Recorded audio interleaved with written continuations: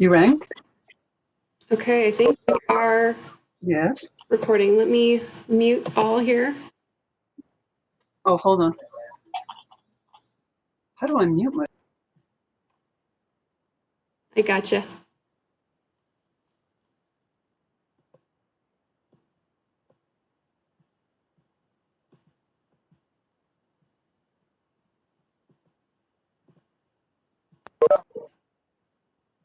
Okay. It is 9:33.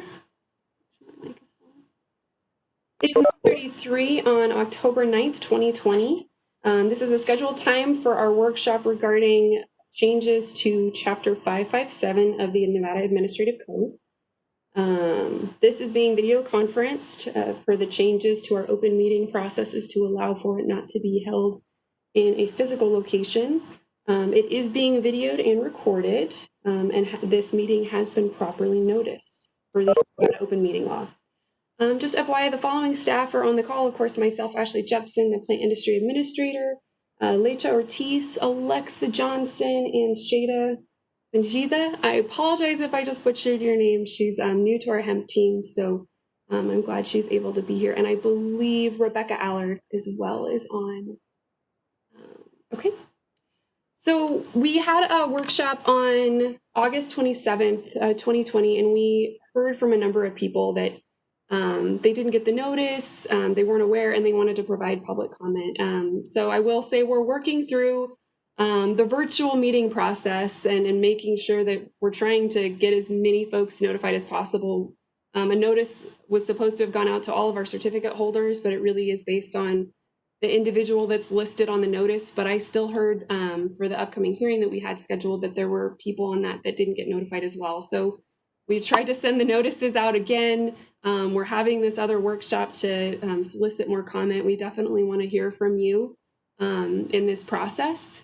So thanks for bearing with us, and I look forward to hearing your comment. We know this is really important and has a lot of impact. Also note, we do know that the Continuing Appropriations Act of 2021 came out, extending the 2014 Farm Bill. We are aware of that.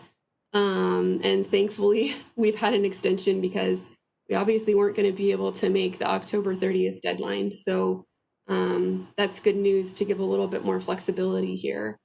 So with that, these regulations really are trying to get us up to par with federal requirements. We had submitted a state plan in June, which is required per the 2018 Farm Bill to really make sure that the state has primary regulatory authority over hemp. With that, there were a couple things that USDA flagged that we needed in regulation in order to have it accepted. And that two in particular was the definition of the total THC limit and the negligent criteria. So that was a big reason why, for us to get a state plan in, we needed to have that moving forward. And of course, there's other criteria in those federal regulations that are important on a regulatory standpoint, protecting industry, protecting our cannabis industry as a whole, and allowing for us to actually effectively regulate. So there's a lot of moving pieces, and we definitely want your feedback. So with that, there'll be public comment at the beginning, and then we'll go through the LCB file, and then we'll do public comment again at the end. And so at this point, just a little logistics. I'm trying to keep everybody muted because, there's always a lot of background noise. So if raise your hand for me so I can kind of see it, and then I'll select you. Go ahead and unmute your microphone, and then provide your public comment. Please be mindful to try to keep it to 3 minutes. We want to let as many folks present as possible, so keep that in mind. And with that, we'll open it to public comment. If you're on the phone, and obviously I can't see you, if we have a break between people speaking, please speak up. That's okay. Unmute yourself, speak up, and we'll get your comment in. We want to hear from you. And then if for whatever reason you have some technology issues and you definitely wanted to get comment on, please feel free to contact us, shoot us an email. Alan's contact is there. So there's a lot of different ways to do that. Okay, So with that, we'll go ahead and start to public comment. So please raise your hand and I'll try to call on you and get. Okay, Joe, do you want to start? I think I can unmute you. Let me double check here. All right, Joe, you're unmuted. Wow, you have the force. Ashley, thank you. And yeah, along the lines of the notification, I think previously there'd been certain things that I had received notification, had not, but I think on this one, I think you guys have it nailed. So thank you for your progress you guys have made in that regard. Obviously, I'd like to preface things with, I know it's complicated, and so, you know, all of our wishes will not always be met, but, you know, and there's certain regulations you guys have to follow and requirements you have to meet. But basically, my main comments are, one thing I don't totally agree with is that the NDA's requirements on applications for needing proof of water rights, proofs that the water rights are valid, county approval, things of that nature. I believe that's up to those individual entities to make sure that those things are being cared for. And I know that issue is more complicated than that, but I feel like the NDA should be approving applications based on merits of growing hemp, not getting involved in those other aspects. You know, those don't have anything to do with any other, you know, any other crops. We don't have to do any of that stuff with. So I believe Section 10 of the proposed regulation discusses that at any point in time, the NDA should be allowed to come in during normal business hours to inspect. I believe that there needs to be at least some sort of a notification given, you know, at least a 48-hour notice if NDA is going to come do some sort of an inspection for a handler or a grower. Myself, along with probably everybody else, the 15-day window for after sampling to have the harvest done. Obviously, I've got huge issues with that. I know your guys' hands are tied on that, but I would hope that the NDA could push on the USDA. I mean, eventually that has to go back to Congress to get fixed. So any help that the NDA can give at the federal level to make that happen would be appreciated. Obviously, you mentioned that no longer is the big push for October 31st of this year. So I think we've got another year to hopefully get our ducks in a row, and let's try to take our time and do it right is my recommendation. As far as the fees, I mean, I understand that the NDA needs to cover their costs, but especially for larger scale growing operations such as seed or fiber grows, you know, we're getting into a cost range of over, you know, $12 to $15 per acre, you know, if there were multiple pivots being grown on, and then that does not include the sampling fees that would go on at the end of the year. So maybe for small grows, you know, the application fee and the per acre fee are probably in line, but you know, if somebody was growing 1,000 acres on 7 different pivots, it would be very cost prohibitive with the new fee schedule that's being proposed. And as that's referenced by the small business impact statement, with 65% of growers indicating that federal regulations would prohibit them and 30% saying the proposed fee increases would prohibit them from growing. Anyway, that's the meat and potatoes of what I have for now. Thank you. Thanks, Joe. Appreciate it. All right, we'll move on to the. Ashley, can I jump in, please? Yeah, yep, Chris, go ahead and start. Okay. Let me make sure. I think, Joe, you're muted again just for background noise. Yep, you're good. Thanks. Go ahead. All right. Thank you guys for having this meeting again. I know I really appreciate, and a lot of people that I've talked to have as well. I think, you know, these things are good. It is a good way for us to talk. You know, I don't know how much other opportunity we have other than through these type of workshops. But so here is kind of the points that I think are the most important for the time being, is that right now we're kind of at a pivotal moment in Nevada's hemp future. It's been tough. We've seen a 50% decrease in the number of applicants as compared to last year. Things are going to get stricter. They're they appear to be that they're going to get more expensive. I think, you know, that what we do right now is critical for the success of Nevada's hemp program going forward. I know that we had the October 31st deadline, which has now been extended to the end of September, which I think is really good. It gives us an opportunity to work through these things, make sure, you know, that everyone's as happy as they can be with the final product and can live with the results and do their best.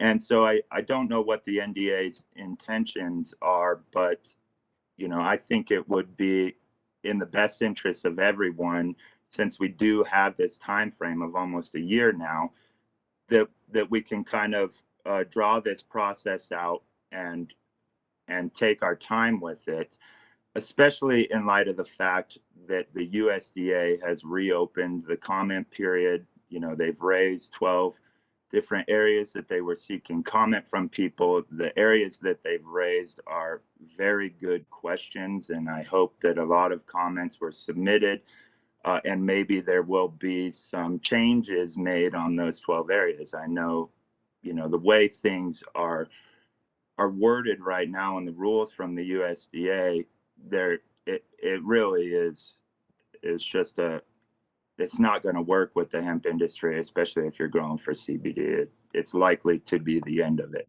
And so hopefully they see that and there's enough comment and we go for it. And another point that I would kind of make is things are going to get a little bit stricter. I think we all recognize that we have certain things with the USDA that we're going to have to comply with, and really we don't have much discretion in there, but that any regulations or plan that we do submit, of course, it has to be tailored in such a way that we can get USDA approval. But wherever there can be flexibility for the growers built into that, it has to be done if we're going to continue doing this. I know that I would like to continue doing this if it's still feasible. And so with that in mind, that's really all I have for the opening comments is the timing issue, and, you know, working together as much as we can to try and get to a final product that at least we can all live with and are as happy as we can be with. And with that, I'll pass it along.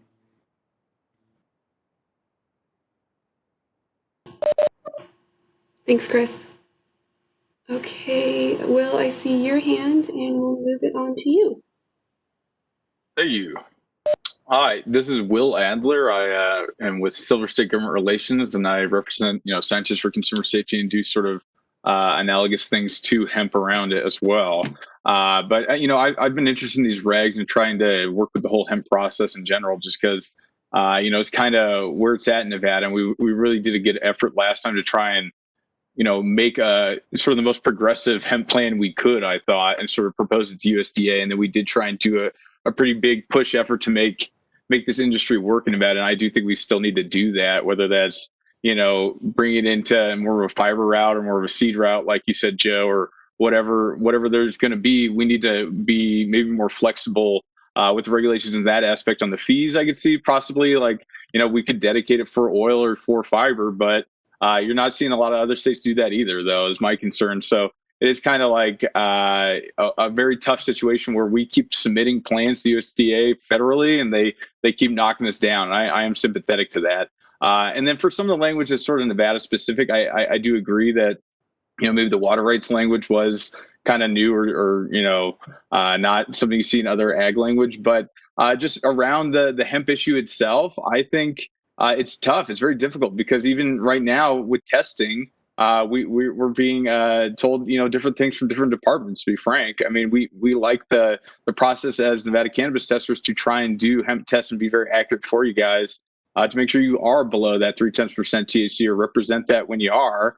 And honestly, we like doing that, but we were just told by the CCB that we might not be able to do that anymore. So it is sort of trying to figure out a lot of this chop between federal and state and between agencies inside Nevada. I mean, it has been very difficult. So I do want to sort of go through all this, and especially Section 12, where it sort of refers to us or sort of the person with a hemp handler's license reporting to the state any additional testing they do, which is great. And we do want to see sort of transparency there, but maybe clarity around that language, and then clarity around what we can do to best provide information to Department of Ag going forward. Because I think one way or the other, we want to have a hemp program, and we're getting hamstrung federally time and again, and we are trying to produce those progressive plans. And I appreciate Department of Ag doing everything they can to try and push it towards getting that program, that liberalization, to get a sustainable CBD kind of hemp program that I think we need in Nevada. And we're only going to get by having these conversations with the feds and showing we want to have that kind of program. So I appreciate the efforts you guys have done. And I think these regs sort of reflect your continual efforts to try and do as much as you can. So just want to say that, and hopefully go through that, and maybe I'll have a comment at the other end as well. Thank you. Thanks, Will. All right. Robert, I see your hand up. I'll mute myself and go ahead. Here, let me. Oh, good, you got it. Thank you, Ashley. I want to refer to the FDA regulation of cannabis and cannabis-derived products, just specifically the questions and answers section, item number 12. Item number 12 says, can hulled hemp seed protein powder, and hemp seed oil be used in human food? Unequivocally, they state that there is no CBD or THC within a hemp seed. So therefore, it is safe to be used for human consumption. I've had to pivot my company several times because of the resistance and the lack of advocacy I see in corporate governance. And we're going to redirect our efforts now to cold hemp seed production and hemp powder. Not only is the market there, but it is legal.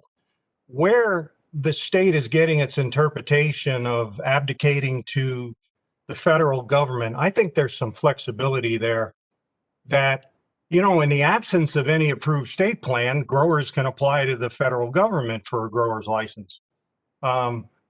So they've given us some flexibility there. But for people that are not growing CBD, everything involved that I've seen with the United States Department of Agriculture is around CBD and its products and consumer use and all this other stuff.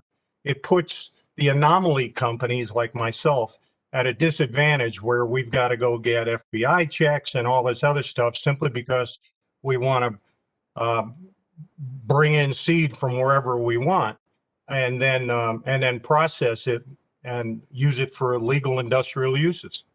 I just think that, we may be 1 out of 100 growers, 1 out of 100 processors here, but to be subject to the same regulations as a CBD intensive, when we're not even dealing with fiber yet, because that fiber market's still 5 years away.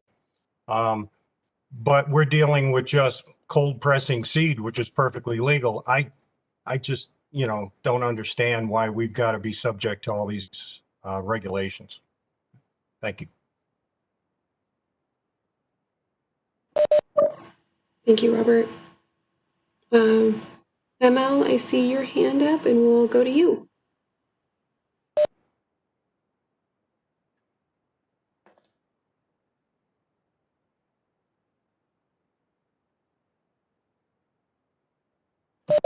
Hold on, ML, I gotta unmute you. There you go, you're good. Well, a lot of people like muting me, so that's all right, actually. ML Robinson, I'm a professor with the University of Nevada. Joining me is Dr. Angela O'Callahan, another professor, and Lauren, and an intern with Hemp, and Marisha, who is a part-time employee working with Hemp. We represent the University of Nevada Cooperative Extension, as well as a tri-state hemp educational program that we're putting together for Nevada, as well as for New Mexico and Arizona. And looking at the Southwest, our 3 main areas, and I won't go into any great detail, but we will email those to you, Ashley, and to Alan, are research, 3 strikes, and breeding and seed certificate. And the first is the research. We're concerned because both university research as well as private individuals that want to work with the university or on their own doing research. One of the things that we're looking at is how high do certain varieties produce THC, and if you we have to test for it to see if we're going to eliminate those varieties, and the 3 strikes could all be in 1 year if you have enough varieties. We have about 17 varieties this year, so we're concerned about the impact of that 3 strikes on research for both universities and those working with universities and privately. Also, the fees. I won't belabor that, but as the fees go up, it makes it more and more difficult for universities with our budgets right now, as well as in particular individuals. And so so research, including the 3 strikes we're concerned about, and the breeding and seed certification. One of the problems that has been brought up in our tri-state advisory committee is that we really don't know which varieties do the best in the Southwest. And there's been a lot of information given out, hemp, throw the seed in the ground, water it, and walk away, and it'll all do well. And one of our colleagues in Yuma had a disastrous wonderful research program. And in some of the plots, because of the soil types in Yuma, they all died. They got about a foot tall and died. Well, some in other areas of the valley kind of survived. So we really need the ability to do breeding and seed testing of seed and new varieties. So it all comes back to research, and that's our main concern, along with education, and we're working on that. And we've already talked, Ashley. We're here to work with you guys. We're putting a program together for education, with hopefully in connection with you. But those are our 3 main areas: research, the 3 strikes as it relates to research, and then seed and breeding of new varieties that can be inhibited by some of the regulations and that are proposed. Thank you. Did I make it in 3 minutes? I think pretty close. Thanks, ML. I figured you'd be everyone else. Thank you. Okay, for those that have your camera on, is there anybody else that would like to comment before I move it on to folks that are on the phone? Okay, Terry, I see your hand, and then we'll get to you, Gio.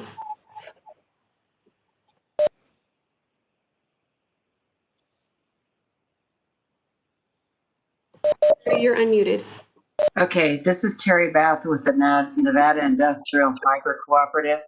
And I'd just like to say that I agree with most of the comments that have been made, especially about the fees and the background checks and some of the regulations. So I just want you to know the cooperative is in agreement with a lot of these people who are involved. Thank you. Thank you.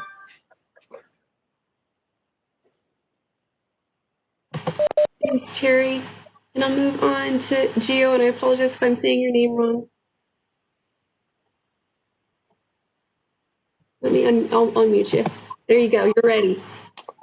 Thank you. Can you hear me? Cool. Well, thank you for holding this. This is a very valuable conversation that needs to be had.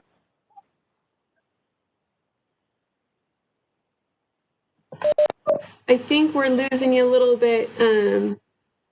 Gio, I think you're buffering a little bit. Give it another shot.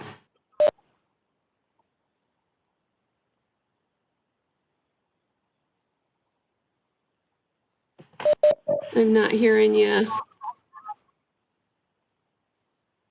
I'll get it on the... You might try turning your camera off. Sometimes that'll help. Okay. I'll try. I can hear you a little bit. Let me see. I don't... Oh my... You want to give it a shot? I can hear you right now. It looks like it's still buffering, but it might be because you're turning it off.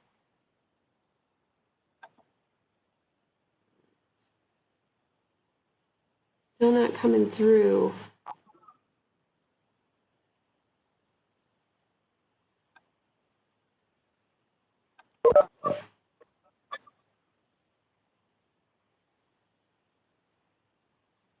All right, we'll circle back to you. I'm sorry about that. And if we can't get it working, oh, I see it again. Do you want to try it again? Give it one more shot and then we can try to get back to you.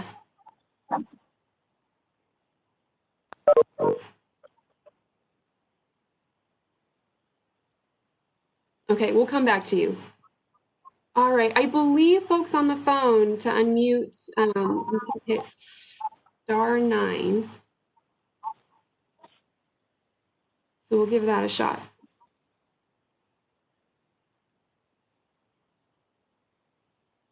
I'm gonna also be crazy here and try to unmute everybody. So if I can see somebody that's speaking in particular, then I can mute other folks. So let's give that a shot just in case. I know we had some issues last time.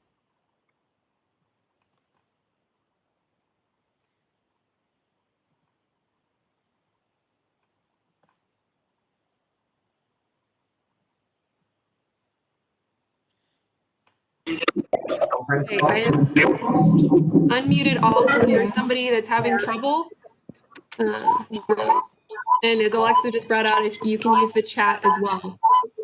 But if there's somebody that would like to speak, we can try to pick you up here, and then I'll mute folks other than yourself.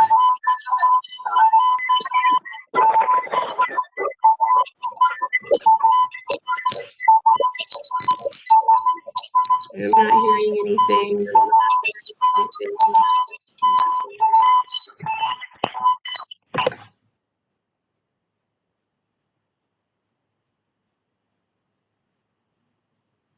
Okay, so like you can go in the chat box as well. Oh, and it's *6. I'm sorry, *6 to unmute. For folks on the phone, *6 if you want to try, and we'll.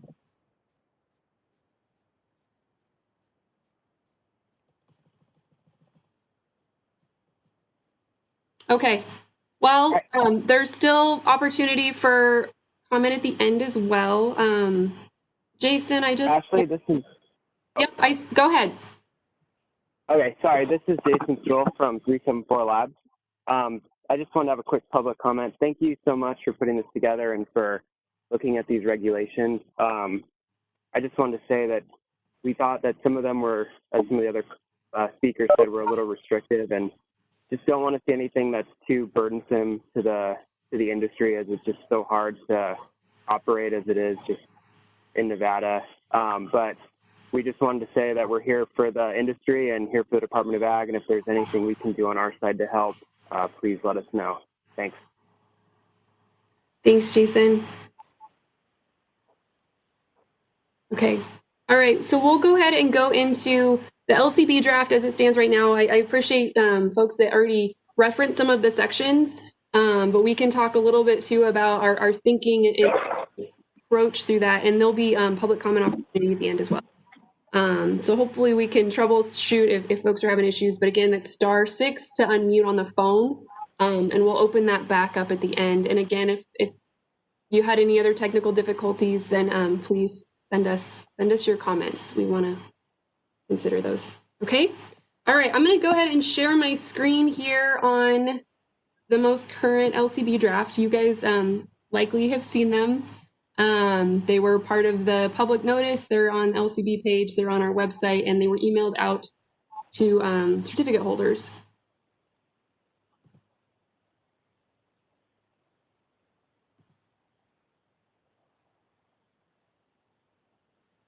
All right. Hopefully that is popping up for everyone. Okay, so I'm going to start moving through. I can't see your videos now, so I can see it. It's showing up as the shared screen, so I believe I'm good. Okay, so this is the latest draft as of September 11th, I believe.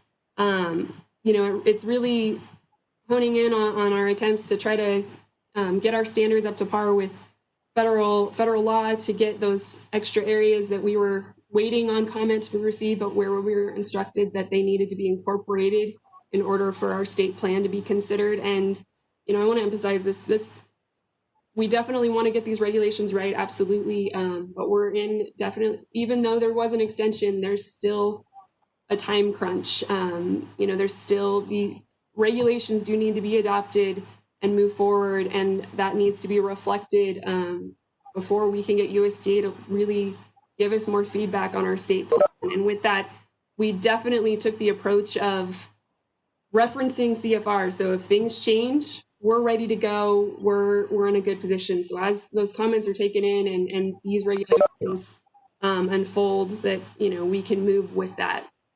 And hopefully that happens sooner than later. But that was really our approach with this.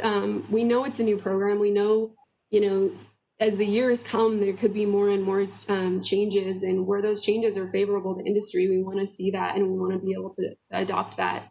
And I'll also stress it is a challenge finding that balance between how we are trying to keep black market marijuana type opportunities out of this program and impacting that. And on a regulatory standpoint, there's definitely some challenges.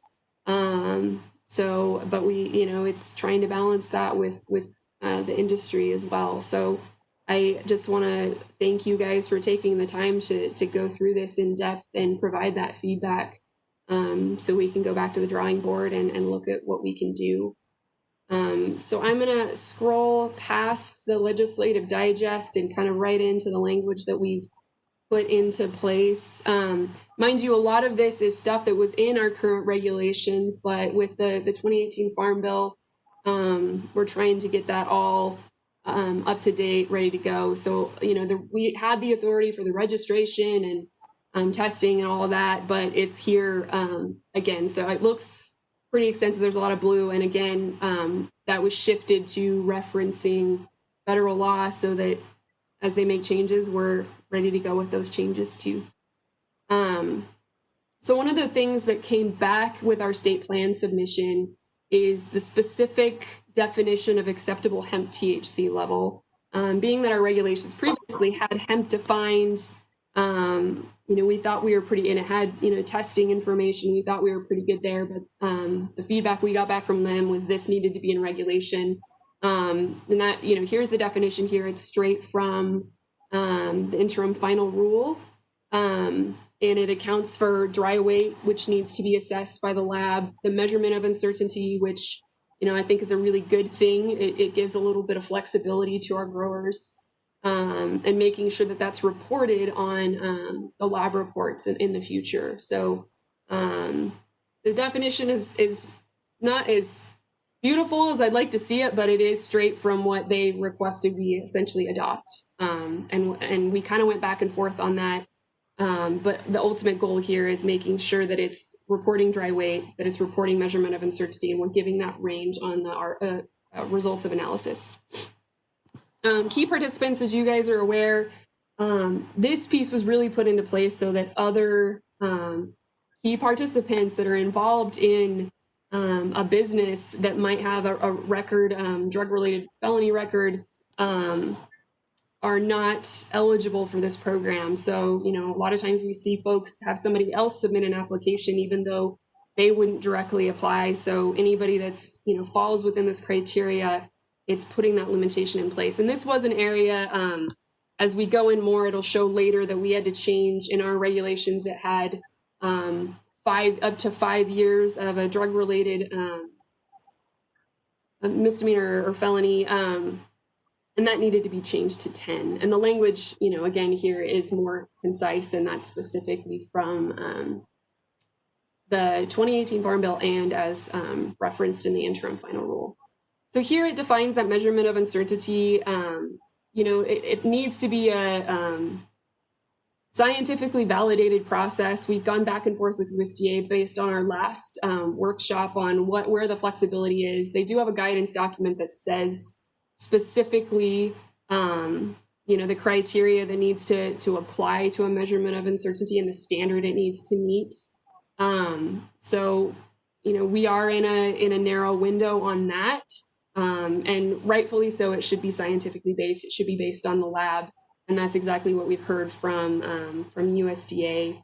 So, but here's the parameters. You know, it is a good thing. It gives a little bit more flexibility because, as you know, there can be some ranges within the labs, and that needs to be assessed to make sure that that sample is falling within that. The registrant, kind of same as what we've had in the past. It's, you know, meaning that they're registered as a grower, handler, or producer approved by Department of Ag. And for those of you that are just interested in the industry, a producer is somebody that's producing seed.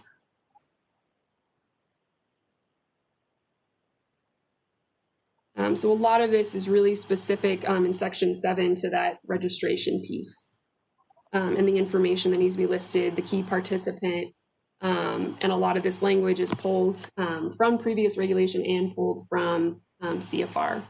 As mentioned, the current background check piece is specific to federal law.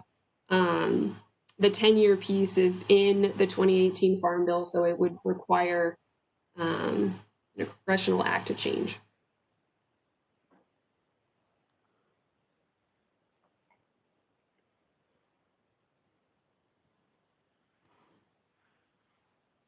So here on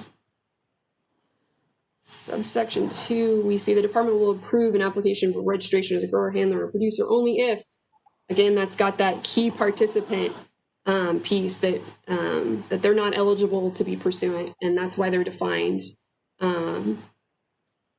So there was quite a bit of comment. I believe it's in this section.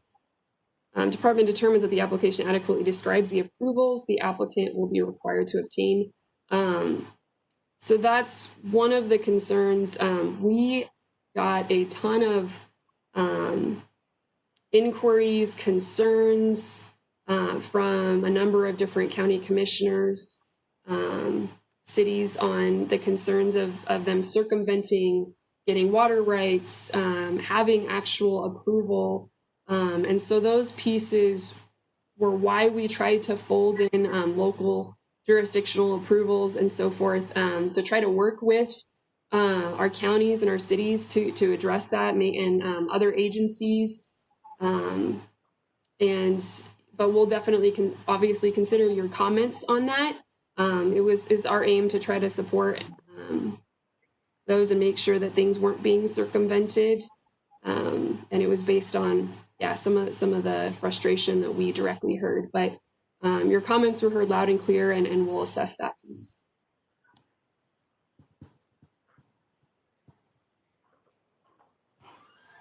So I'm going to kind of, you guys have seen, these are very similar to what we've had. The application must be accompanied by fees. The application includes all information that the department determines is appropriate. We have that in there too. So, you know, if there's some additional criteria we really need to take in to assess eligibility, we have some flexibility there. And that subsection 3, a person who materially falsifies any information contained in an application, that's same thing. If there's just false attestations, if the information is not accurate or reported, and this really corresponds to some of our other proposed regulations too, that we could do something about it. We haven't seen a ton of it, but here and there, there's been some issues for sure. And I'm sorry, Section 8 really goes more into folks that have been convicted of a state or federal felony. There's the direct language relating to a controlled substance. This is language specifically from interim final rule. And the 10 years is set in the 2018 Farm Bill.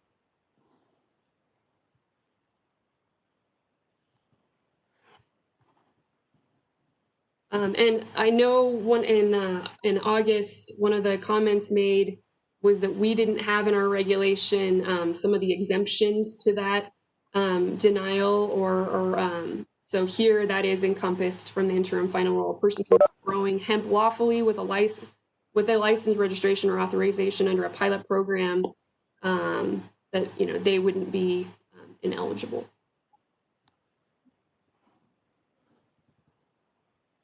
So this Section 9, I think, is a really good thing. And that's something we do want to see moving forward, because this is how we get eligible for some of the other programs through FSA and some of the crop insurance programs, some of the research type funded programs, is they're determining it based on the state's production, and it has to be reported through FSA.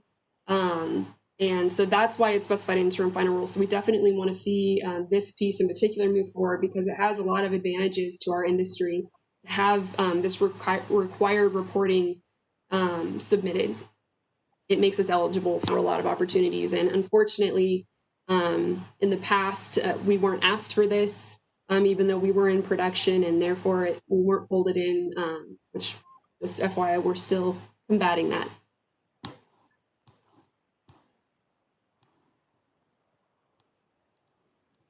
Section 10, Department may inspect, sample, analyze during normal business hours. Heard your comment on what that should look like, so we'll assess that, Joe.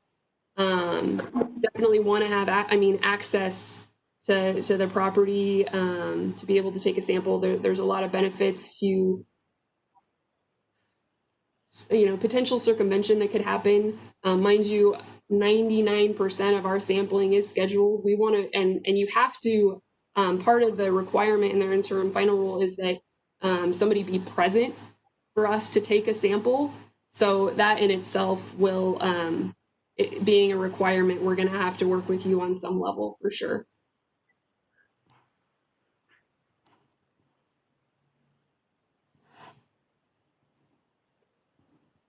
Section 11, this is same as it's been. The department will perform pre-harvest sampling and testing of all crop varietals in accordance with the provisions of this section. So same thing, allowing us to continue with regulations for sampling and harvesting. So for the sampling and harvesting, I won't go through it and read all this. You guys certainly can. We're trying to make sure that we're following, what's in federal rules, and finding where there's flexibility there. So representative sample, right now it still says that flour. That's what has been done in the past by almost every state. And, that's how it's written as of now.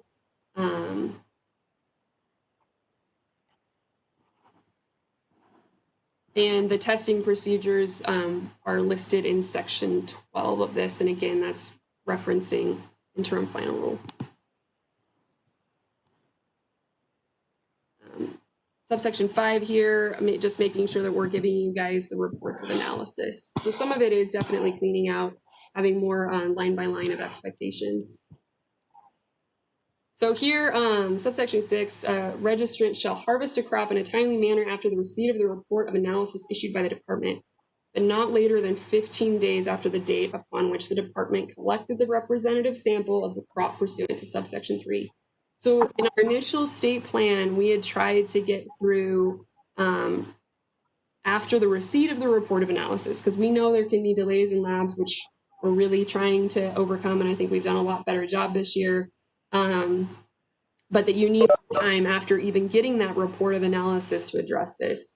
So this is one area that isn't referencing CFR, which is something I think we need to rectify.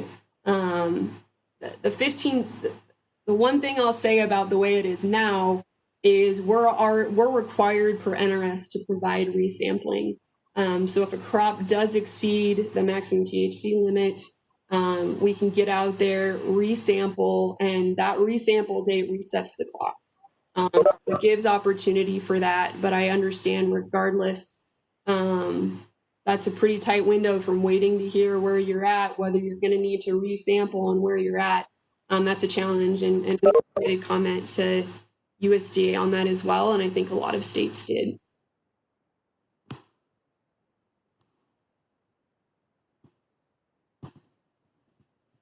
So here, section 12 is really referencing the testing expectations referenced in the 2018 Farm Bill. So again, it would take a congressional act to change that, and is further defined in the interim final rule. So showing it needs to be that decarboxylation process and conversion THCA into THC. So that's, why we have that there. On top of, it really does need to be a psychoactive analysis that's taken into account for the testing and the compliance.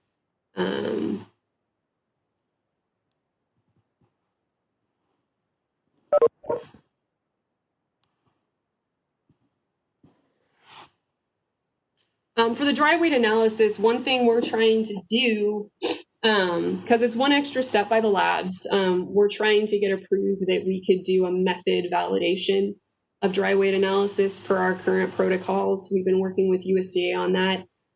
So we can just show that consistently with our method, we're able to get within their recommended dry weight, so that we're not having to necessarily actually quantify it for each sample.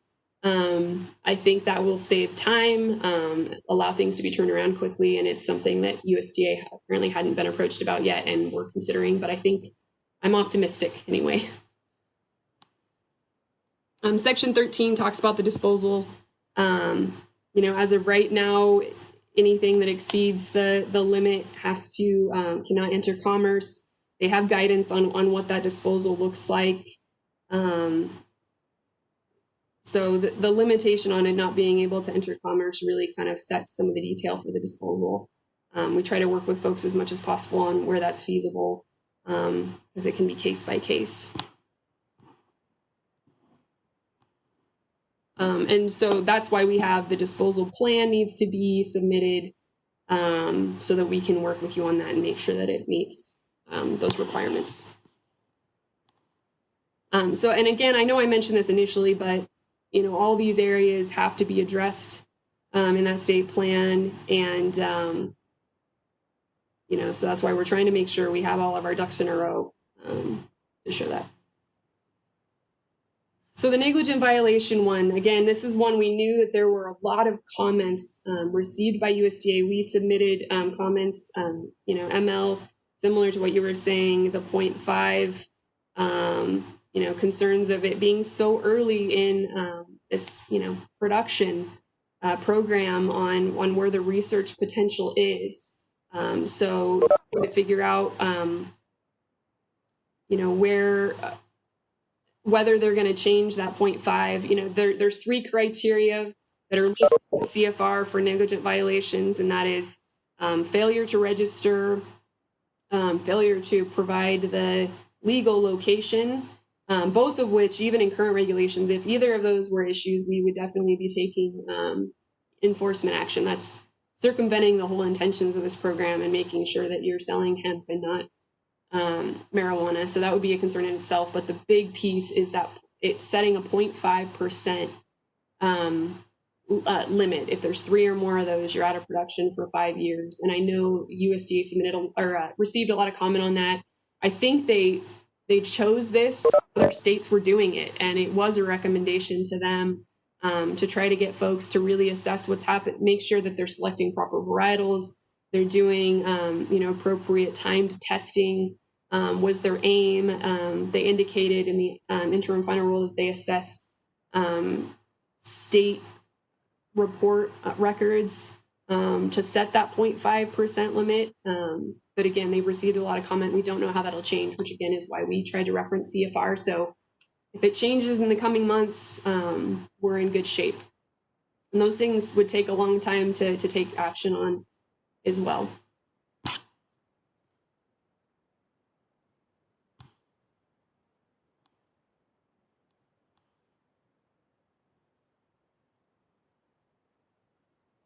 In section 15, we had this before for information sharing with other government entities, particularly law enforcement.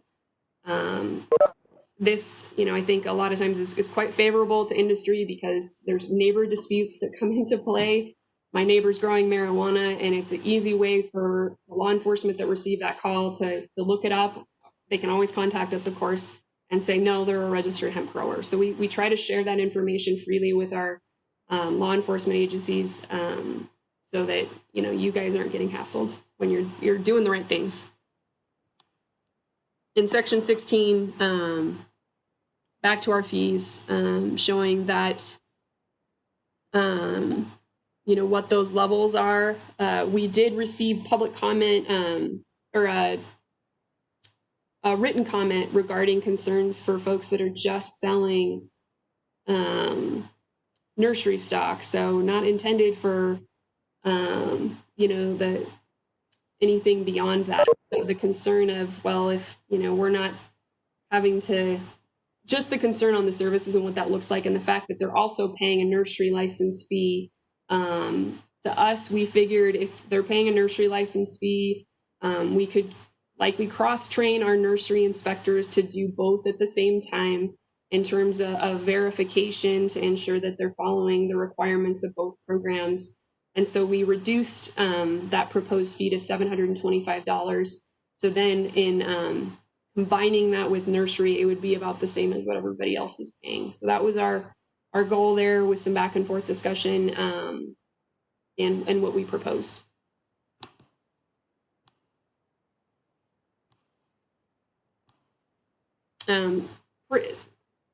Compared to historical fee, the changes were to the grower fee of increasing to $500 to $900, and then the hour inspection fee was an increase of $10.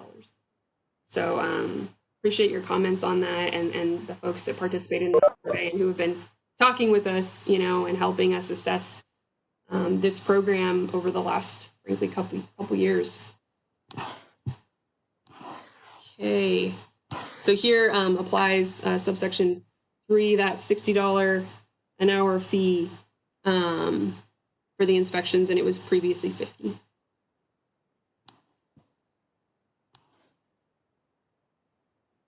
I'm trying to really highlight any changes in particular from history. I know there's obviously a lot of blue, but a number of these things we had in place, the language is changing a little bit to open flexibility if federal law changes, but that's been my approach anyway.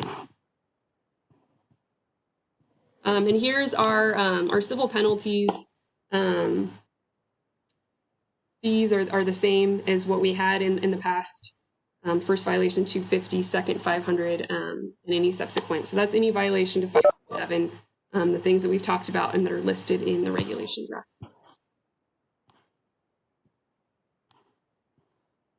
This refers to where those fines would go.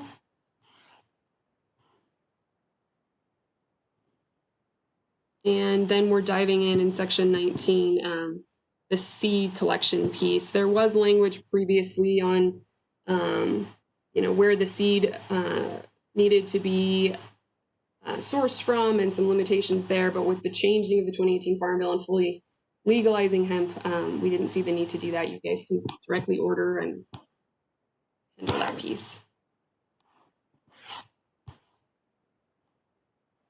Same thing, these are reflected of what we've done historically for the seed program.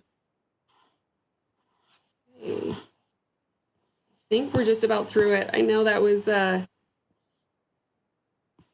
little bit lengthy. So to just kind of jump in on some of the comments, we know USD reopened the comments. They're still considering, I just want to emphasize, if you haven't already seen, they're still considering the comments that were submitted in January, and they emphasize that it takes time to review that information. I think it's great that they reopened it for additional information of things that have happened over the last year, and hopefully we see changes sooner rather than later. But I just want to emphasize that even with the comments submitted in January, we hadn't seen any shifts.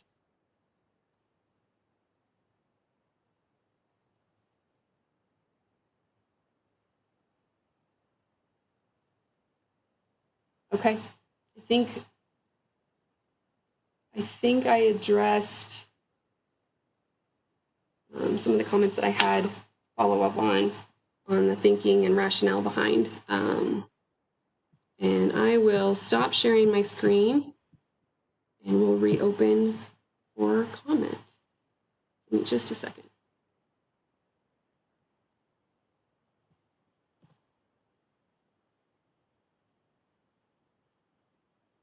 Okay. All right. So I'm gonna try to get folks on the phone first, other than we'll get to you on the camera, but I know there might be some challenges. So again, *6 if you want to unmute yourself and speak. I'll try to see if I can identify you, and let me look at the chat. here on some comments.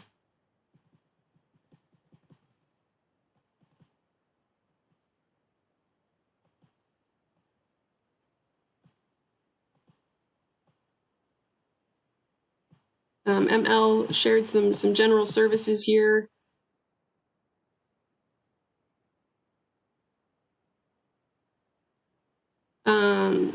Robert Daniel mentioned regarding the guidelines for testing from USDA, they do not have an equation for measurement of uncertainty, is recommended but not mandatory. They do have an equation, but it still shows the method that has to be used, the scientifically based method that has to be used. And I'm sorry, I don't have it in front of me. I'd emailed it out to the producers on what that is, and we can send it back out too.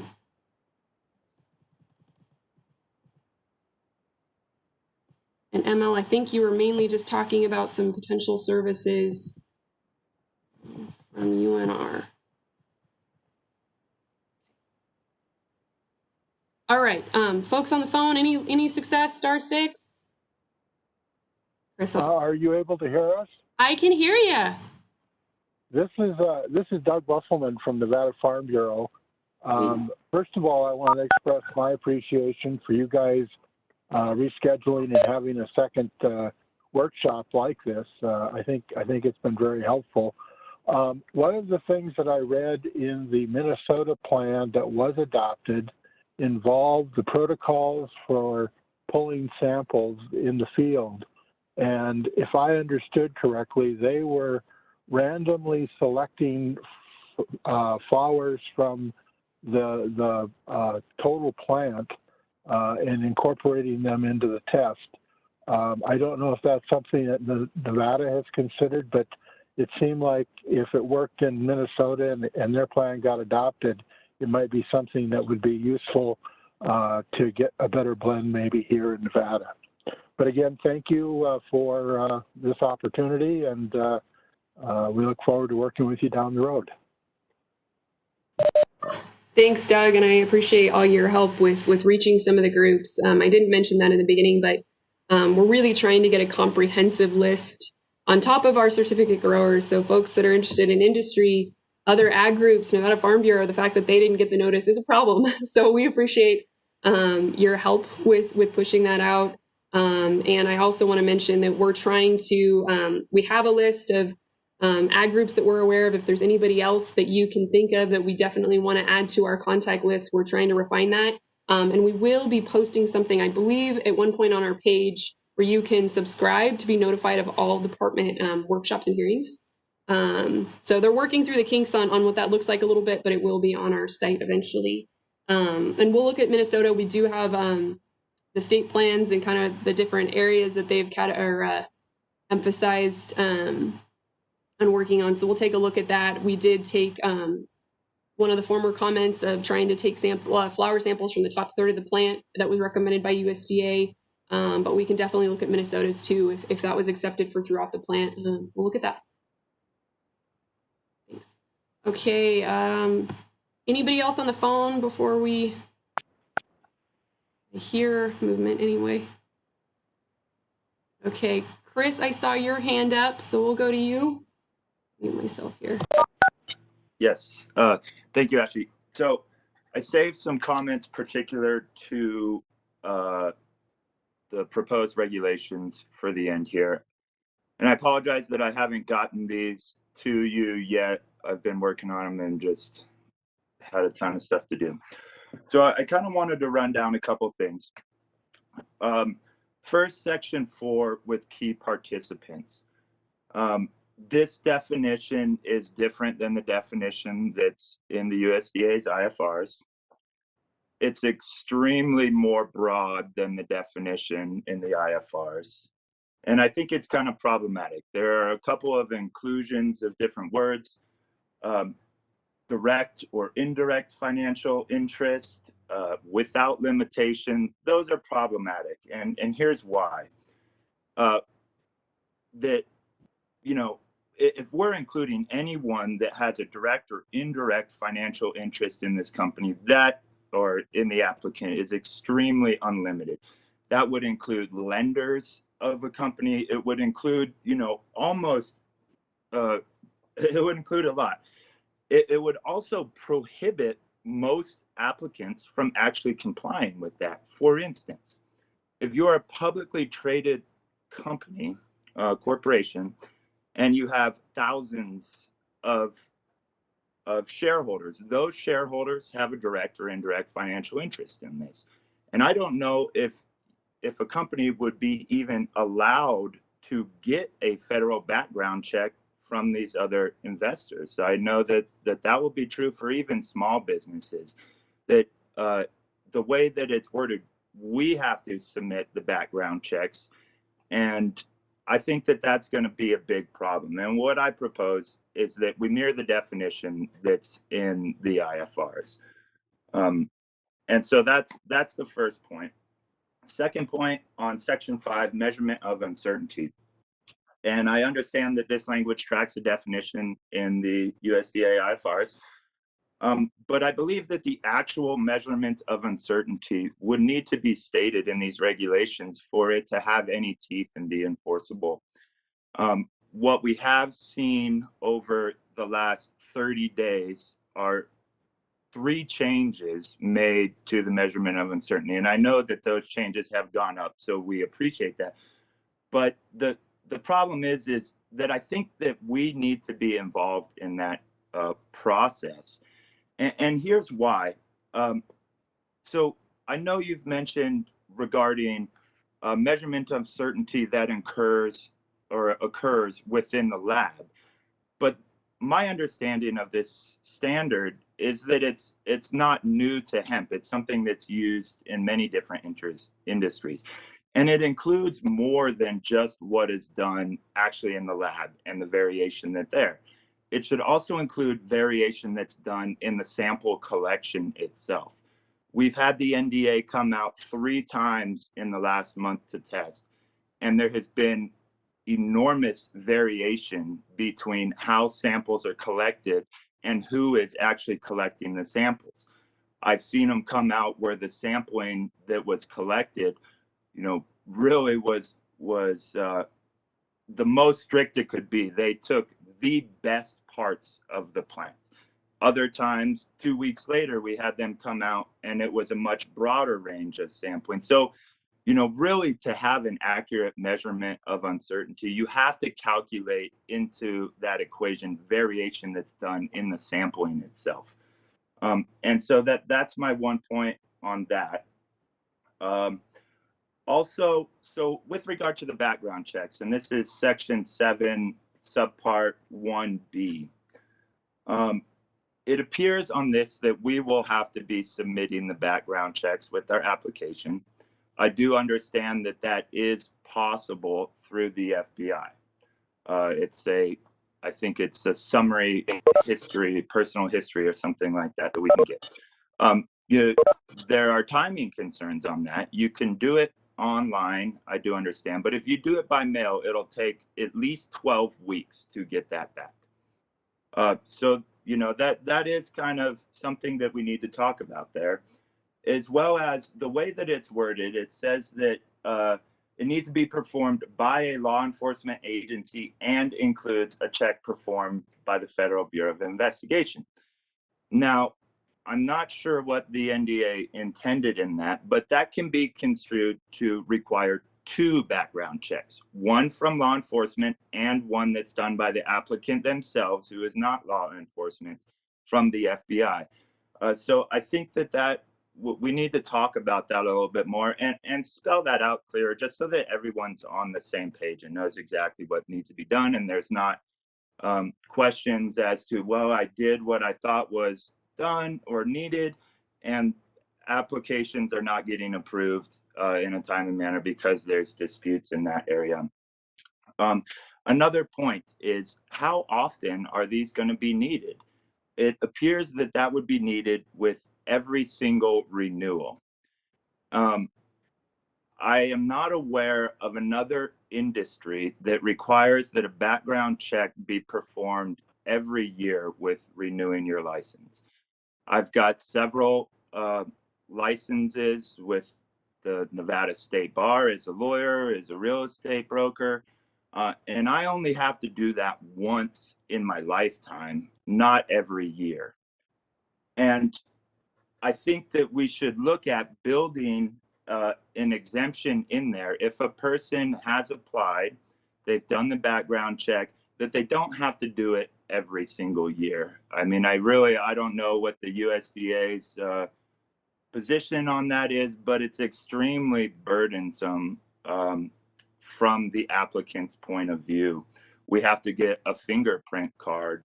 That has to be sent in. It's a big process. And if there is no change, no arrest that occurs, it's really unnecessary. And in other professions, like the legal profession, they put the onus on us to self-report if there is some change. And if you don't report, then your license is at risk. And so I think we should consider something like that. Also, with regard to Section 7, Subsection 1C, and this is the contain a description of the approvals that the applicant will be required to obtain. Mr. Frey commented on that a little bit, and I did hear the reasons why that was included. But here is my fear in that regard, is that the NDA should really be looking to limit the scope of its responsibilities, not expand them into areas that it doesn't necessarily have the qualifications or expertise to analyze. So by including those things in the application itself, like we did for the 2020 application, it said that we had to include this information regarding zoning, local jurisdictional approval, water rights, and it's stated this in the applications without proof of jurisdictional approval will be denied. So what that does is that puts the NDA then in the position of making determinations as to water rights, which is a very complicated issue. And it really kind of subjects the NDA to potentially denying applications on a basis that it really doesn't have the expertise to make that call. And that's the same for local jurisdictional approval as well as zoning and other things like that. So I point that out because I think we need to consider that. I don't think it's in the NDA's best interest to become the police of everything regarding a business. I think you put yourself at substantial kind of risk there of making a bad decision and then exposing yourself to liability for that. So that's one thing that I think should be discussed. Another thing is in that same section, which is Section 7, Subsection 1D. And I understand why you would put this in there so that it gives you flexibility to change information that you would need on an application. And what it says, it include all other information deemed appropriate by the department. But I actually think that this hurts you more than it helps you, because if there are additional qualification requirements that are included on an application, that for those to be enforceable, they would actually have to go through the Administrative Procedure Act process.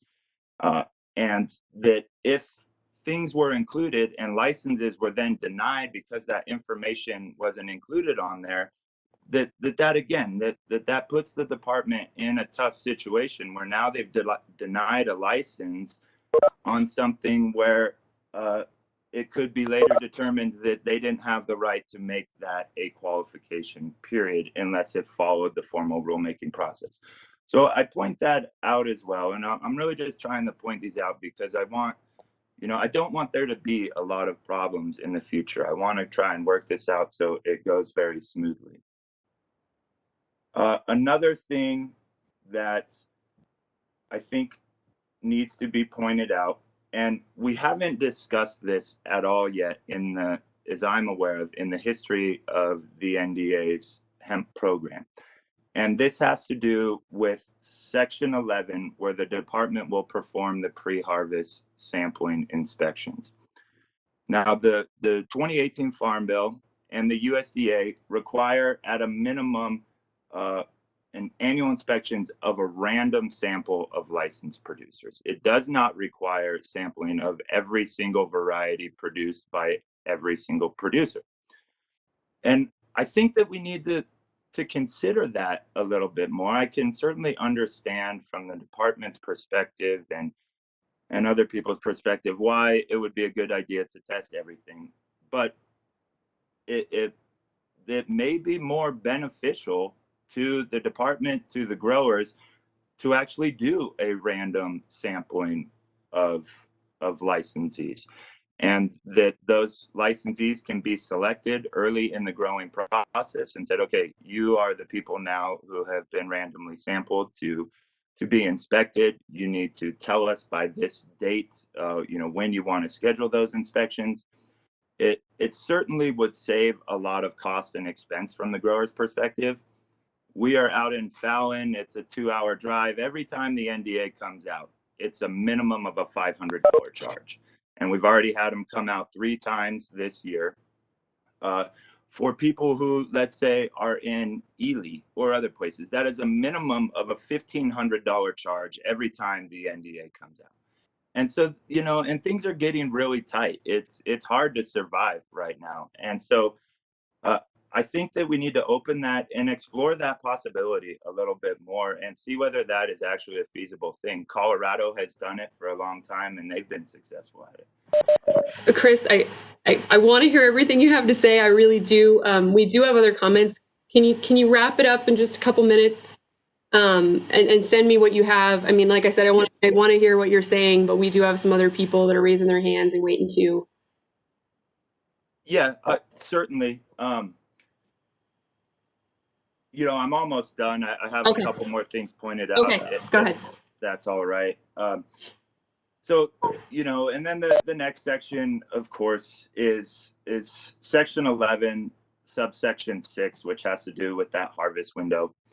This is something that may change on the USDA's level, but as it's worded, it's really going to be an impossible task for the growers.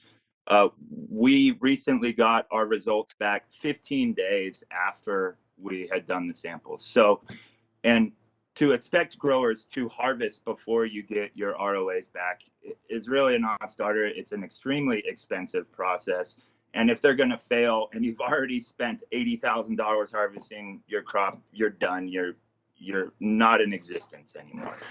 And then, to expect that, say, we get our results back on day 14, that you harvest, more than 100 square feet of crop in, 1 day or 6 hours, it's not possible. And there's another aspect to that, which kind of bleeds in with section 12, subsection 2. And I know that there has been a lot of kind of confusion and comment from people that I've talked to about that. And here is the concern, is that even if the process is entirely followed by the grower, where the NDA comes out, they take the samples, let's say those samples come out at 0.36, which my understanding is the new limit for the NDA. And then you get the results, let's say 5 days later, which I think is, a pretty fast timeline. If you harvest that crop on that same day, it will almost be 100% chance that crop will be over 0.36% total THC. So the department needs to be aware of that even if the rules are exactly followed and even done quicker than they're supposed to, that the end harvested flower will more likely than not be higher than 0.36.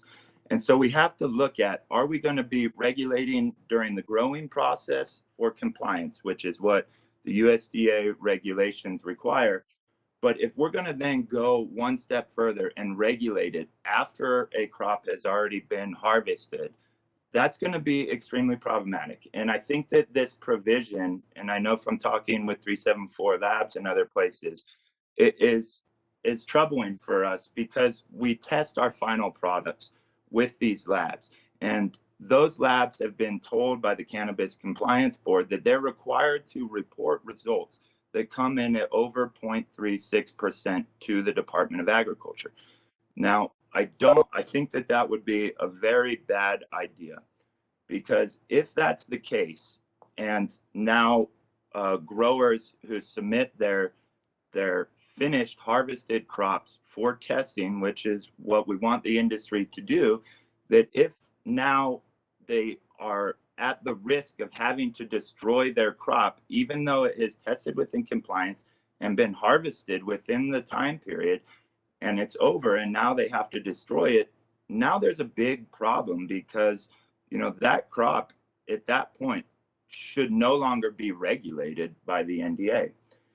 And I think that the language of that really was supposed to be on the compliance testing side of it, because the way the statute is worded, the compliance testing can be done by the NDA, or it can be done by an independent lab.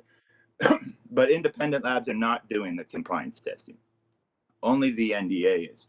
So I really think that needs to be clarified there, because that's going to be a big problem. And from the grower's perspective, if they risk losing their crop, even after it's already been in compliance, and that nobody is going to test anymore after the finished product, or we're not going to test within the state, because I'm not going to risk everything after I've done everything right and it's been in compliance, risk losing my crop because I tested in Nevada. And I think that Jason Stroll or other people can talk about that fact, because it's been a big topic of discussion amongst people, not within this call, apparently. And then, so those are primarily the comments that I have on that. I will send that to you. I wanted to kind of work on it a little bit more and make sure it was the way that I wanted. But the one last thing, when you were given the presentation and going through the regulations, you had mentioned that it references the CFRs, which are the Code of Federal Regulations, by number. And I think the intention was there that those can change, and we don't have to change ours. But I don't know if that's going to be true. Those code provisions might change through the process of the USDA doing that. So I bring that up just because I kind of got the impression that it was the NDA's intention to, even though we have until September 30th of next year to get a plan approved by the USDA, to try and push these forward sooner rather than later. And I really have to stress that I think it would be a bad idea to do that before we really know where the USDA's final regulations are going to be. And we have time. We've started the process. You guys have done a good job. We can work on this, and we can still get this done while having several additional workshops, and get this done way in advance of the September 30th deadline or close to it. And so I really would have to stress that I think that it would be an imprudent thing to try and push these forward right now as is, even this year. I think that we have to kind of wait, see how things play out at the federal level, and then we've got a working draft. We can keep working on that as things change. We can incorporate them in. And then when it looks like things are not going to change anymore, then we can finalize it, we can adopt them, and we're ready to go. And it shouldn't be a too painful process. And I mean, what's your thoughts on that, Ashley? Do you think that we can continue this and have some more workshops and work on these before they get pushed for adoption? I think there were a lot of good points made during this workshop, and things that we need to look at, especially that were even referenced. Some of the points you brought out were completely valid that we want to reassess. We're not going to wait till the last minute. I'm going to tell you that right now, because it didn't work. If they had kept, a lot of things weren't necessarily in our control or that we were aware of, but if they'd kept that hard deadline, we wouldn't have a state program here shortly. And we were told by USDA, send them to us in the interim till you're through. So we're not going to let that happen. But with that, we're going to look at what we can change.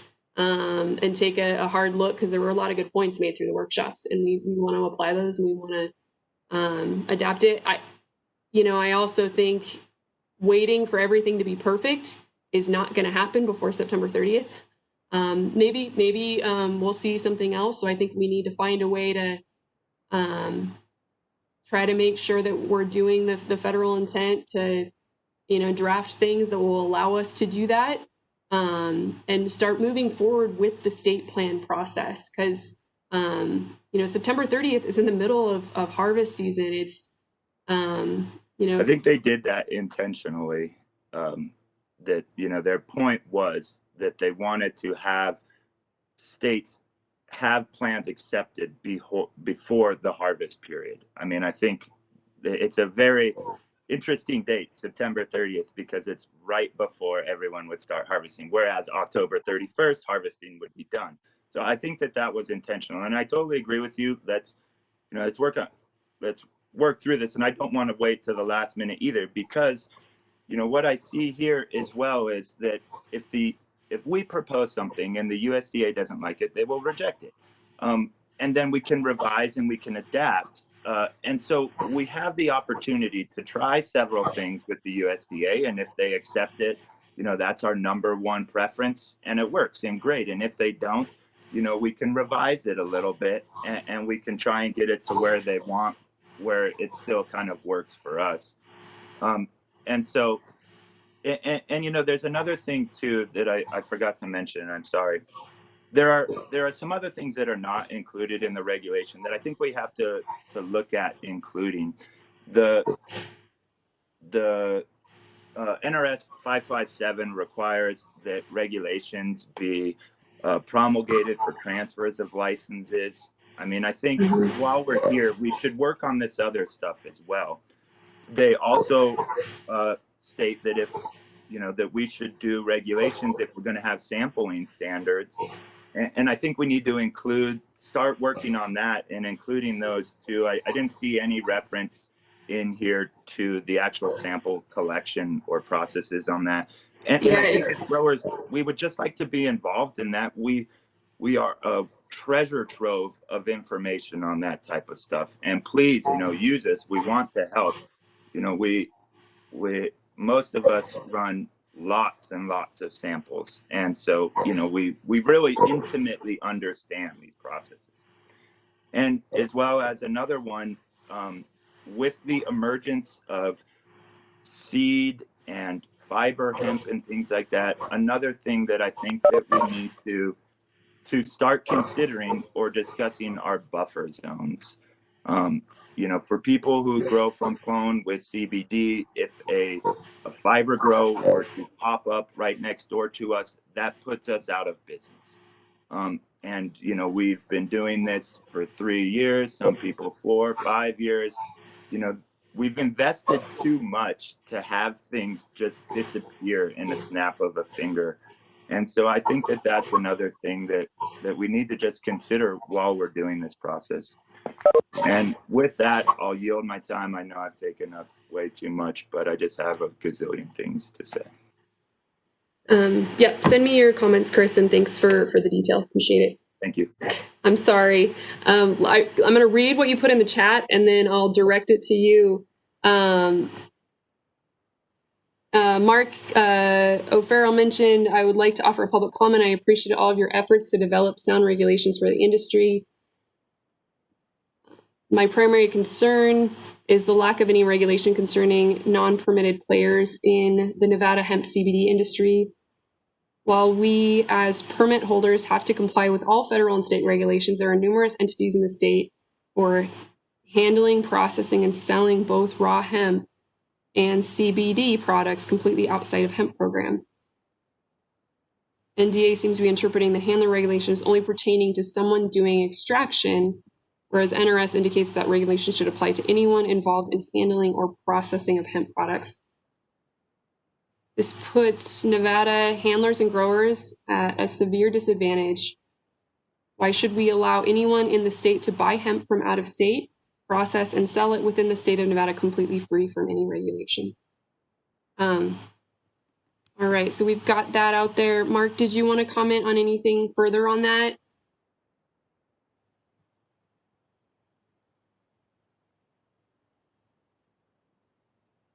Looks like there might be a connection issue and you've been very patient. I do apologize, Mark.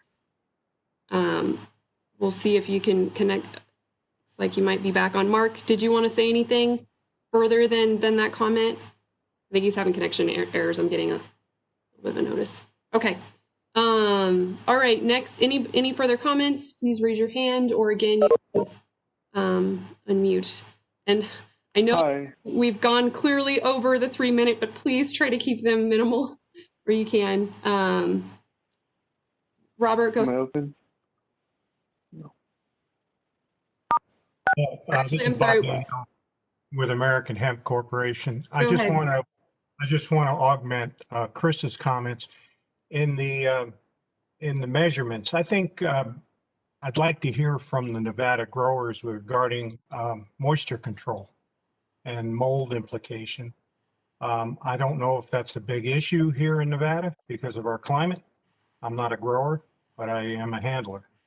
And so should we include moisture also in that measurement as an additional requirement? Not just THC. Thank you. Okay. Any other hands that I can see at this point? Will, go ahead. Hey guys, yeah, I appreciate the comments, and Chrissy had a lot of comments there as well. They're sort of in the total mass of the hemp comments there, and then I do agree that USDA federally or ag in some way has sort of indicate they wanted to see people sort of extend their plans by showing that extension on the timeline. But I'm with you, actually, to some degree. We're not going to cut it to the last minute and, submit our plan, September 1st. It should be something we talk about, sort of in the interim between then. But yeah, sort of get in before then, obviously, because there's a lot of uncertainty still. But the one thing I did want to say is, as I understand it, independent labs, other labs, people, Chris, simply are doing R&D testing for hemp growers, at all times, whenever you're doing a test with any lab, whether it's just some lab or a cannabis registered lab with the state of Nevada, right? Is there a lot of feedback on my end? No, you're good. I'll mute myself too, just in case. Yeah. And then, so I didn't know if, that felt like it'd been addressed directly, but I do believe we're in an understanding that sort of is the final crops, your R&D up until your final test, you can share with the state as a lab in your in-field testing. But after that, I don't know, or we're in this place where I don't think we have to actually, direct anything directly to Department of Agriculture anyhow. So we're in this weird understanding right now. We're trying to figure that out as well, Chris. And, I do see there is a lot of confusion, but overall, I think this is a good attempt at getting in a lot of fixes that are needed. And, we have a lot of changes that could be worked on still. So, I think it's a good talk, and thank you for having these talks to sort of get us going in that new and better direction. So thank you overall. Thanks, Will. All right. Jim, go ahead. Yeah, hi, everybody. I have a little bit of concern with the reporting from the independent labs, reporting everything, because if everybody knows that there is no varietals out there that are consistently legal, you can always overgrow them. Even grain and fiber varieties go hot. So my question or my concern is, if I'm trying to either develop or grow, do a sample or a test plot grow on a new variety that I think might work here, and so I'm testing it on the side. I'm paying, I'm paying the R&D test, and now these get turned in, and the crop goes hot 3 times in a 5-year period. Am I out my license? I mean, this could be a real problem. Never mind out the money, the expenses, but then all of a sudden I'm no longer licensed for another 5 years. I see a real concern with that, and also bringing in any big businesses. If we want any large companies to come in here and they're looking at the risk of investing millions of dollars and failing 3 tests, losing their permit. That's my concern. But have a wonderful day.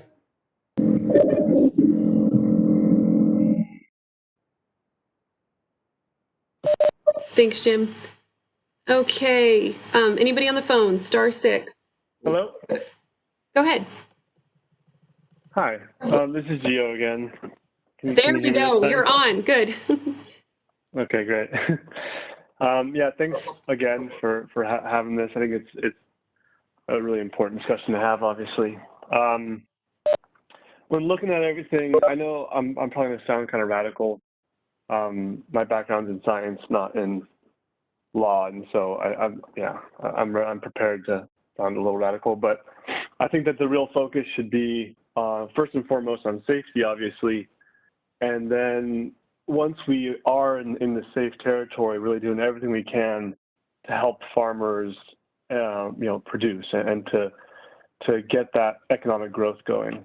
And so one thing that stuck out to me, and this is, again, kind of a strange idea maybe, but when you convert flower or particularly plants into a biomass, you lose a significant amount of potency on the CBD, which is a trade-off for handleability and processing and stuff, but you also lose THC potency. So I think it's potentially, I think, not a bad idea to, if we have really good sampling methodology, which we can talk about in a second, to give them the chance to resample a different type of product, which I know it seems maybe unlikely to test to make sure they have all biomass, but it's a different thing. So, for example, I'm from Silverline Farms, and we produce primarily biomass, and so while 0.3, that number is what's safe for the public, we get way below that once we turn our flower into biomass, once we turn our plant into biomass. You incorporate much more of the product, and there's also a breakdown just purely from the grinding. So I know it sounds a little strange, but I think it's actually kind of a way for farmers who would otherwise have to get rid of their entire crop to actually convert it into a different product, which is now safe for the public and still passes the guidelines. In other words, you're testing the product as opposed to some highest possible level of the product, which isn't even realistic in some cases, or the case. What that kind of is built on, though, is, I think, representative sampling. So, for example, one of our fields is 147 acres, and at 3,000 plants an acre, that gets you about 440,000 plants on a field. And I think that field was sampled at less than 100 grams. So that would, it would be 0.25 grams sampled from each plant if you were to do a properly representative sample, which would be about 400 plants at that population size. And so what I mean to say there is, I think we need to maybe insert some language that makes sure that when the sampling is done, it's representative. And I'd be happy to have conversations about the math that would support something like that. But 100 grams on a 147 acre field can't possibly be representative. I mean, or if it would have, I don't think that's how the sampling took place. So I think that thinking more about representative sampling is worth our time, and putting in some language that ensures that happens. I know the Oregon State Plan does reflect something like that. Basically a number of plants to be sampled by the acreage, and that's something you can reference if you want to get a look for that. Obviously, the harvest window everyone's talking about.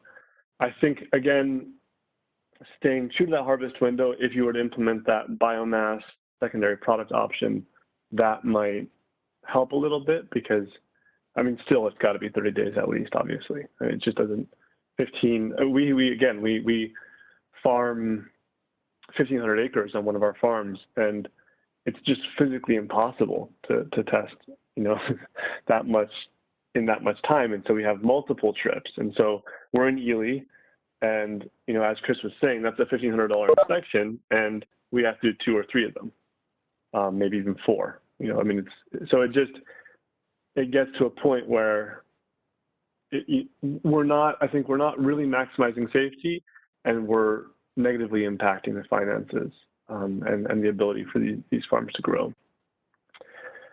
The last thing I want to talk about just is that maximum THC level, and this is probably the hardest thing to budge, but if you look at where that 0.3 number comes from, it was to separate fiber from a drug, in 1946. And so I know this is not the place for this disagreement, but I think at least get the conversation going about, we're no longer pretending, if you're a CBD grower, you're no longer pretending to grow a fiber. If you're a fiber grower, you are, and you don't have to worry about these numbers anyways. But for a CBD grower, we are growing cannabinoids, self-admittedly, and the question is, what is the space in which we can maximize CBD and minimize THC? And I liked hearing what ML had to say from University of Nevada. That was I agree. I think that more research, the better, and the type of language that can support that, I think, is really important. But even just looking at this 0.3 number and then taking that 0.3, which was in that 1946, the Agricultural Marketing Act, that original statement, it was delta 9, and so now this THCA, which I understand the science for, but it just puts more of a constraint, and it puts more pressure, and it makes it more difficult. And I saw some research recently that said that CBD is actually an allosteric modulator on the CB1 receptor, which is where THC binds. And what that essentially means is that it makes THC 50% less. It makes its binding potential 50% lower, which, so it's like the standard for the psychoactive level of THC is already 1%. So 0.3 is very safe, but it sounds like in abundant supply of CBD, that might actually go to 2%. So now 0.3 is way far away from that. And I just think that, again, having conversations that modernize, what is the safety here? And I think we should maximize safety. And I think that the point that was just brought up about mold and moisture and monitoring that is a good one. But really talking about what we're doing here, genuinely for safety, A, and then B, for allowing farms to actually thrive. Because the more that we constrain these variables, and it's not just the CBD regulation, it's all these things that people have been talking the last two hours about, but the more we constrain all of these variables, the more difficult it's going to be to have this industry. And it's a great industry, and it brings in a lot of money for the state, and I don't think there's really any motivation other than safety. So let's make sure the safety is in place. And I just think that paying more attention to that on the state, but also on the federal level, is a conversation we should start having, and one that I'm happy to be a part of to the extent that I can contribute positively to that conversation. I think that's what I don't want to overrun. So thanks, guys. Thanks, you. And I want to get a comment. Jason Stroll, and I'm sorry if I'm saying your last name wrong. He had a comment as well. Measurement of uncertainty is a determination of the laboratory's method steps that result in variability of the actual result.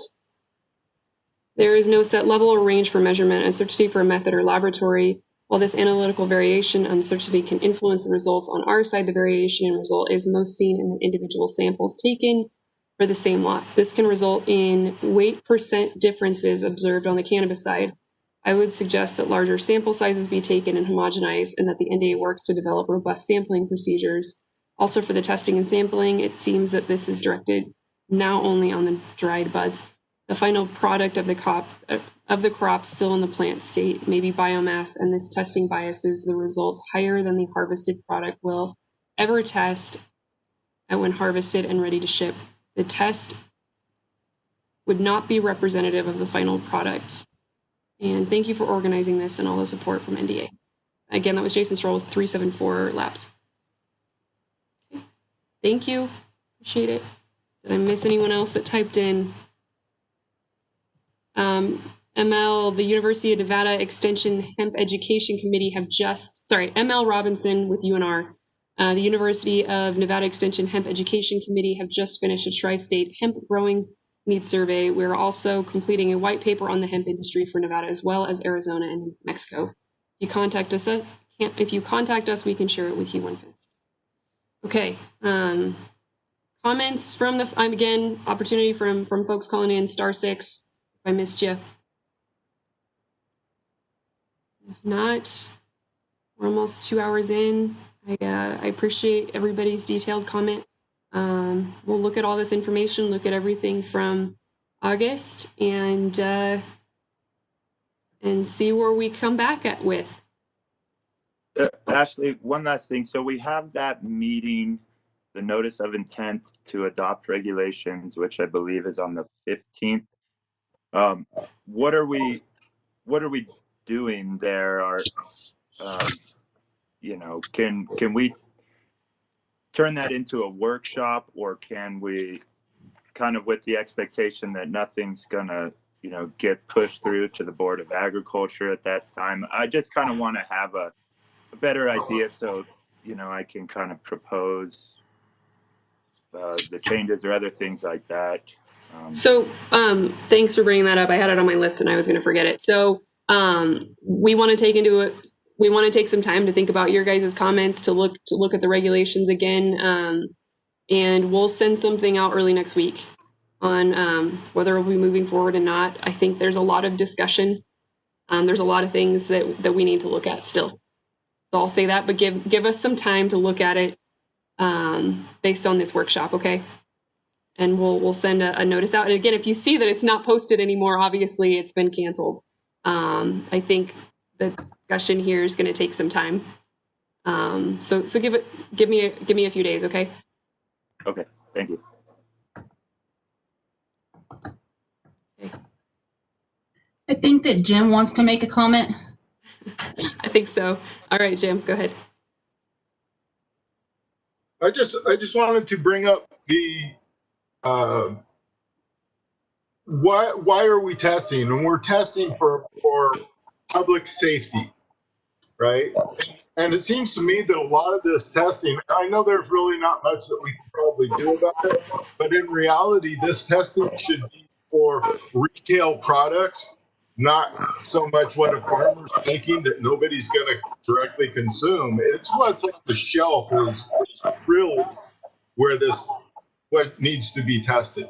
That's just a thought. Can I respond to Jim real quick? I hear you. Sure. Okay. You know, I don't know if compliance testing necessarily to the driving force is public safety. It's really to create a differentiation between hemp and intoxicating cannabis. That's really what it is. And, you know, these talks, unfortunately, there's nothing that we can do as a state on our own and change that. Those are federal guidance that if we're going to continue doing this, we're kind of stuck with that. So those discussions really need to happen at the federal level, and they are. But, you know, here's one point where I kind of look at it is that we have, you want to have a clear line between what is hemp and is not for its psychoactive properties and what is cannabis.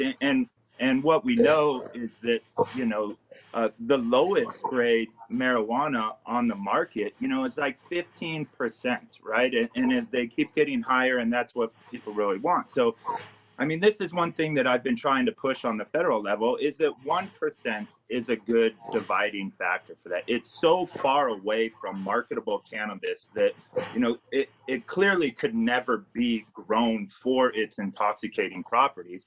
And it allows at 1%, it's enough room for farmers to actually, you know, grow good CBD, because unfortunately, we're stuck with this THC, which is kind of a nuisance. I wish that we could get rid of it because it would solve every problem, but with the genetics that we have, it's just not possible. We're stuck with it at this point. And that, you know, another thing that I see out there that's going to be a problem, and I think the USDA kind of screwed up on this, was they include this measurement of uncertainty, right? And they do it on a state-by-state basis. So you could theoretically have 50 different measurements of uncertainty. And from a law enforcement perspective, which is really, you know, where these concerns arise from, because you can't visually tell the difference between hemp and cannabis. It's all in the actual analysis of the sample. And that, you know, if we could move to a 1% bright line rule, that provides certainty for all law enforcement across the country. Because what happens is, say, a sample gets, or a product gets sent to some other state, local law enforcement tests it, and now because there's this measurement of uncertainty built in there to determine whether it's hemp or not, they have to go back to the origin state and see what their measurement of uncertainty is. So it really, instead of creating consistency, it creates inconsistency and makes law enforcement's job even harder, because now there's not a standard that they can just go look at. They have to go look at all these other factors. Where did it come from? What's their state's measurement of uncertainty? Yeah, so Chris, I understand that, and I think most of us understand that, and I did use that disclaimer that said, I know there's nothing we can do about it because it's federal level. I understood that, but the reality is, if we cut through all the bullshit, really all we're concerned with is if we're selling marijuana out in every store. That's what the testing is all about. They just don't want the intoxicating effects of THC cannabis on a store shelf. So if all products on shelves were tested, farmers wouldn't have to worry about it. And that's the public safety I'm talking about. Okay, I'm gonna. Regardless of all of the hoops we have to go through. And I was just trying to give everybody the four arms to understand, hey, it is about public safety. And that's what the testing is for. Whether or not we're approaching that properly, I don't think we are, but we're approaching it how we have to. Okay, is there any other public comment before we close? Go. Okay. Well, thank you. It's about 11:20 again on 10/9/2020. So we will be closing this workshop. And as I mentioned, we'll let folks know if we're going to cancel the hearing on Thursday. There's a lot for us to consider between now and then. So, yeah, and you'll see it removed from our website. And again, on the public notice, if you have any other groups that want to be included, please let us know, because that's what this is about. So with that, we will close our workshop. If you have any other comments, please feel free to shoot Alan an email with those. Chris, definitely want to see your comment too. So thank you, everyone. Appreciate it. And I hope you have a wonderful weekend. Thank you, you too, Ashley.